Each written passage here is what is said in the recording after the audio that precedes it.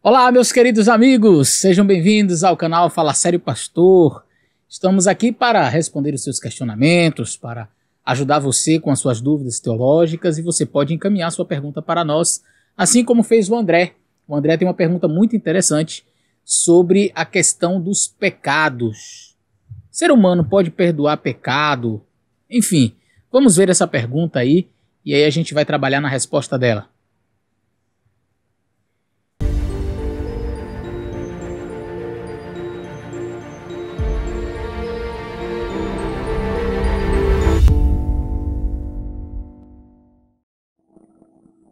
Olá, pastor Eleazar, tudo bem?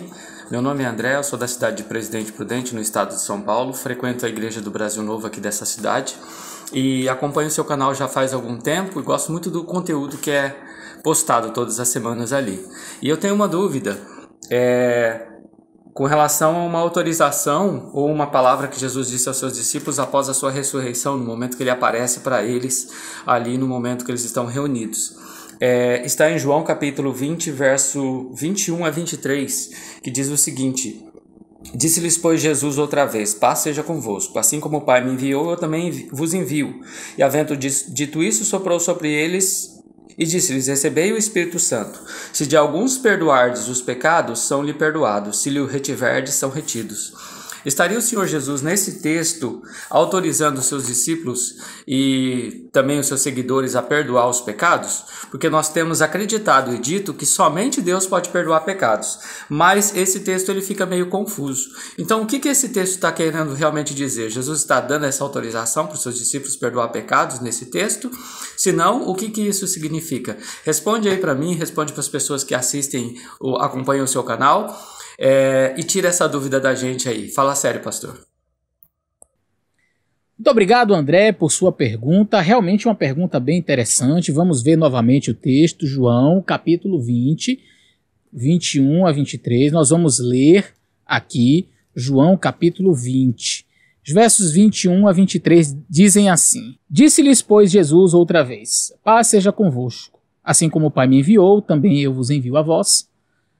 E havendo dito isso, soprou sobre eles e disse-lhes: Recebei o Espírito Santo. Aqueles a quem perdoardes os pecados, lhes serão perdoados, e aqueles a quem os retiverdes, lhes serão retidos. Bom, esta é uma passagem muitíssimo utilizada, por exemplo, pela Igreja Católica para argumentar que os padres eles teriam essa prerrogativa de perdoar pecados. Você vai lá, se confessa ao padre e ele então vai lhe perdoar, vai lhe absolver, em face justamente desta passagem. E aí a gente vai fazer uma análise para ver se de fato é isso que o texto quer dizer ou se essa passagem está sendo mal interpretada. Bom, nós cristãos evangélicos não acreditamos que a prerrogativa de perdoar os pecados consiste no pastor ou no padre ou quem quer que seja. E eu não estou falando aqui da ofensa particular. Por exemplo, se você ofender o seu irmão, você deve pedir perdão primeiro ao seu irmão, não é? E aí, assim, independe se ele vai lhe perdoar ou não, você agora vai a Deus. Lembra que a palavra de Deus diz, se você tiver alguma questão contra o seu irmão e você for lá oferecer sua oferta, não adianta você chegar lá para oferecer sua oferta com uma dívida, né? Vamos dizer assim, uma ofensa em aberto com o seu irmão. A Bíblia diz, primeiro vai a ele, reconcilia-te com teu irmão, depois volta e oferece a tua oferta. Eu não estou falando desse tipo de perdão, que eu machuco alguém, eu vou lá, peço perdão. A pessoa me machucou, ela pede perdão, e aí eu posso oferecer ou não, ok? Você pede perdão à pessoa, ela pode te dar o perdão ou não, mas assim, você já pediu perdão. Agora você vai a Deus, e aí Deus vai te perdoar. Agora não adianta você ofender seu irmão e ir direto para Deus e dizer, Senhor, me perdoe. Por quê? Porque você está pulando a etapa, você deve primeiro se reconciliar com seu irmão. Mas não é disso que nós estamos falando, nós estamos falando dessa segunda etapa, o fato de você ir a Deus. Não, você não precisa mais ir a Deus porque você já pediu perdão lá para o padre e o padre já te perdoou, está tudo resolvido. Não funciona assim, você vai a Deus. Não, você não precisa mais pedir perdão que você já falou com o pastor disse que está tudo beleza, está resolvido, ele já apresentou para Deus, porque ele é o seu representante entre você e Deus, é ele. Não funciona assim não. Você vai direto para o advogado, que é Jesus Cristo, tá? E aí você confessa o seu pecado. O que diz a Bíblia? Se confessarmos os nossos pecados, Ele é fiel e justo para nos perdoar os pecados. Vamos ler essa passagem, uma passagem muito bonita que está na primeira carta de João. E aí a gente vai ver que não existe intermediários, tá? Não existem intermediários.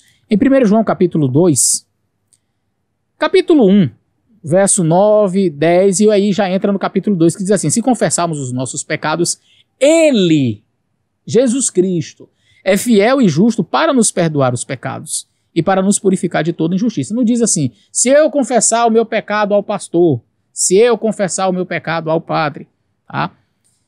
Verso 2: meus filhinhos, estas coisas vos escrevo para que não pequeis. Todavia, se alguém pecar, temos um advogado junto ao Pai, Jesus Cristo justo. Então, você vai a ele, ao advogado. Você não vai para o pastor nem para o padre, a não ser que você tenha ofendido o pastor. Aí você pede perdão ao pastor, depois você pede perdão a Deus, tá?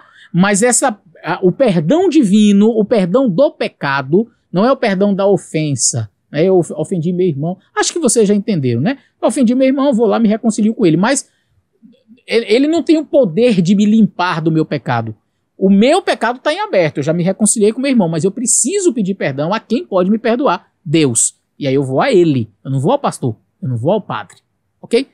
Mas como entender, pastor, a passagem de João 20 e o verso 23? Eu vou ler o comentário bíblico, que eu gosto muito, vocês já sabem, e ele é bem ao ponto neste verso. Diz assim: Jesus fala aqui aos seus discípulos como representantes de sua igreja na terra, a quem ele confiou a responsabilidade de cuidar dos interesses e das necessidades espirituais das pessoas. Então nós estamos aqui trabalhando não no aspecto individual, mas coletivo. Por isso, disse-lhes a eles, soprou sobre eles o Espírito. Não foi uma coisa individual, mas Jesus está trabalhando no coletivo. E observe o que diz mais. Jesus já havia explicado a eles amplamente como tratar os membros errantes. Primeiro, pessoalmente, conforme Mateus 18, e depois com a autoridade da igreja, os versos 16 até o verso 20. Após a ressurreição, ele reitera as instruções dadas na ocasião anterior. A igreja deve trabalhar fielmente para a restauração de seus membros errantes, incentivando-os a se arrepender e se converter dos seus maus caminhos. Quando há evidência de que a pessoa está em paz com Deus, a igreja deve aceitar o arrependimento como genuíno e liberar o errante das acusações feitas contra ele, ou seja, remir os seus pecados e recebê-lo de volta à comunhão plena. Não é quando acontece do indivíduo errante ser disciplinado ou removido da igreja, e quando a pessoa dá claras demonstrações de arrependimento, a igreja o aceita de volta. Então, por exemplo, o indivíduo foi lá e cometeu adultério, né? Largou a mulher dele, teve um caso com outra mulher, mas se arrependeu, né? A mulher o perdoou, por exemplo, ele retorna e diz: olha, eu quero ser aceito novamente. Como ele fez aquilo, a igreja tem que tomar uma postura, porque senão vira a casa da mãe Joana. Desculpa, é apenas uma expressão, tá, gente? Eu não sei se é comum em todo lugar no Brasil, às vezes a gente usa um ditado popular da nossa terra, mas assim, virou um lugar comum. A igreja tem que ter ordem e decência. E a gente vai ver lá na carta aos Coríntios que Paulo, inclusive, trabalha uma questão parecida com essa. Um camarada que estava tendo caso com a madrasta. Paulo diz: a igreja tem que remover. A igreja não estava querendo remover. Aí Paulo diz: tem que remover sim. Né? Então, o indivíduo ele precisa ser disciplinado. Mas é porque a igreja tem a prerrogativa de perdoar pecados. Veja, no coletivo, a igreja é como o corpo de Cristo. Não é o pastor que vai resolver. Não é um indivíduo. É no coletivo, a representação do corpo de Cristo na terra. Efésios deixa claro que a igreja é o corpo místico de Cristo. Tá? Então vamos continuar aqui. Tal remissão de pecados é ratificada no céu. Na verdade, Deus já aceitou e perdoou ao arrependido. Então veja, olha como é claro. Na realidade, na verdade, Deus já aceitou e perdoou o arrependido, conforme Lucas 15, de 1 a 7. As Escrituras ensinam explicitamente, no entanto, que o arrependimento do pecado e a confissão devem se dirigir ao trono da graça do céu, conforme 1 João capítulo 1 e o verso 9 que eu li com vocês, não é? e que a libertação do pecado só vem pelos méritos de Jesus e de sua mediação, conforme 1 João 2, verso 1, que eu li também. Deus nunca delegou essas prerrogativas aos falíveis mortais. Então preste bem atenção. Essa prerrogativa de perdoar pecados, Deus nunca delegou essa prerrogativa aos falíveis mortais, pois eles mesmos, eles próprios, se encontram frequentemente necessitados da misericórdia e da graça de Deus, ainda que sejam os líderes designados da igreja. Então veja, o pastor também erra, e a gente também pede perdão a Deus, e Deus nos perdoa. Agora, pastor, então, o senhor estava falando da igreja e da disciplina, então, se todo mundo erra, então por que não disciplina todo mundo da igreja? Essa é uma outra questão e é um outro assunto que a gente pode até abordar eventualmente, mas eu vou tentar de maneira rápida. A igreja ela não pratica a disciplina com base no pecado da pessoa, mas na repercussão que ele toma, na abrangência que ele toma. Por exemplo, um indivíduo, por exemplo, ele é um cristão da Assembleia, o Batista, o Adventista, enfim, e ele olhou para uma mulher com intenção impura, não é? Ou então falou alguma coisa, deu a entender, a mulher reclamou com ele, até conversou com o pastor que orientou o casal e tal, que ele não agisse assim, etc. Resolveu a questão, ele pediu perdão, se arrependeu, está tudo resolvido. Não precisou ir para a igreja, fazer uma remoção e etc. Mas veja, Jesus disse que só olhar para uma mulher com intenção impura já é adultério, já é o pecado do 7º mandamento. Mas não foi removido por isso, não foi disciplinado por isso, porque foi uma coisa que não teve. Agora imagine que o indivíduo ele foi lá e teve um caso com uma outra mulher e tornou-se público. Causou um escândalo, foi uma abrangência maior, aí o indivíduo ele vai ser removido da igreja, vai ser disciplinado. Então é a abrangência que isso toma. É porque a igreja é feita de santos que pode determinar quem é e quem não é? Veja, por mais que a igreja seja composta de pecadores, ela, como o corpo de Cristo, está na autoridade dada por Cristo aqui em João para agir e disciplinar, repreender aqueles errantes. Não quer dizer que aqueles próprios que, por exemplo, julgaram a situação de um adúltero, por exemplo, não estejam passíveis de serem disciplinados também. Se errarem, a igreja assim agirá com todos. Não é porque precisa ser santo para poder aplicar a disciplina. Não. Ok? Ficou claro isso daí? Então veja, o texto de João é um texto claro. Ele não está fazendo menção de que o indivíduo, o servo de Deus, ele está na posição de ir lá e perdoar ou não perdoar pecado. Ele vai reter ou não reter o perdão de alguém.